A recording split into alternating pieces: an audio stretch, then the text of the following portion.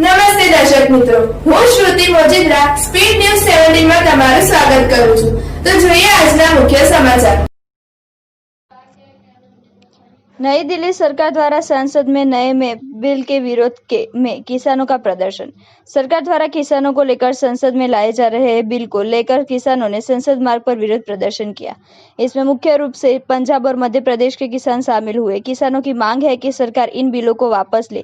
यह बिल किसान विरोधी है। बालाजी सरकार का कहना है कि इससे किसानों को अपनी फसल सीन है, व्यापारी को बेचने में मदद मिलेगी और उनके अच्छे दिन दाम मिलेंगे।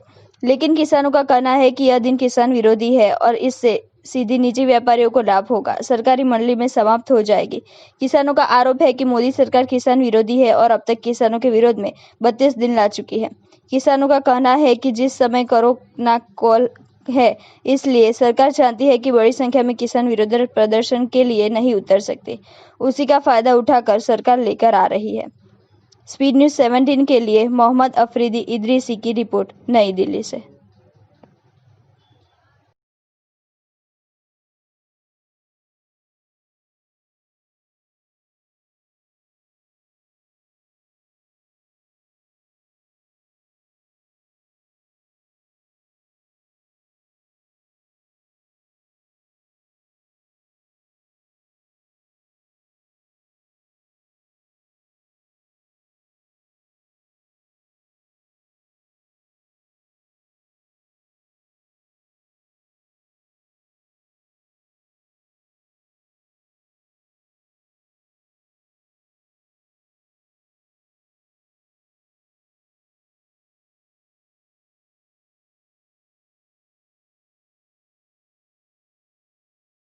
चलिए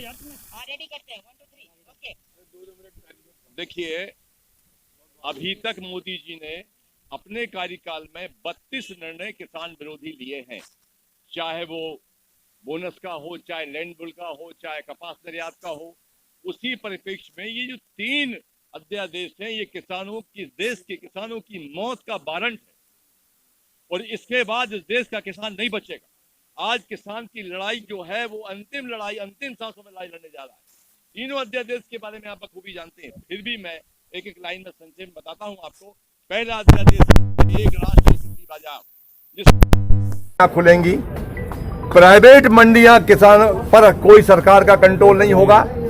उनका तौल होगा, उनका मोल होगा, उनका तौल काटा होगा, उनके हिम्माल होंगे, उनके व्यापारी होंगे।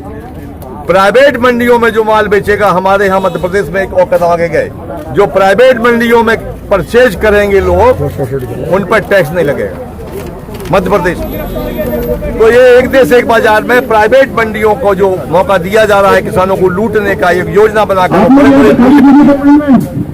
इसको मंडियां खोल रहे हैं। नंबर 2, 1955 आवश्यक वस्तु अधिनियम, जिसमें जमाखोरी पर रोक लगाई गई, उसमें छूट दी गई है। अब कोई भी व्यापारी भारी संख्या में सामान परचेज करेगा किसानों का होने पौने दाम में और जनता को महंगे दाम में लेगा, क्योंकि जमाखोरी की छूट है।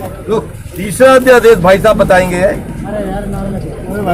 देखिए, जो तीसरे अध्यादेश में इन्होंने बड़ी खतरनाक बात की है कि कंपनियों को छूट दी है।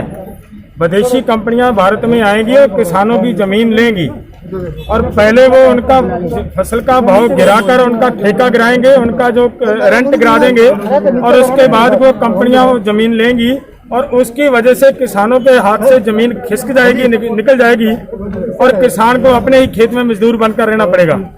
इसलिए ये तीनों अध्यादेश हैं जो वो किसान विरोधी हैं, देश विरोधी हैं और यहाँ की पॉपुलेशन के लिए बिल्कुल खिलाफ है। सर, किसान कहाँ तक ये लड़ाई लड़ेंगे, अब ये बताते हैं।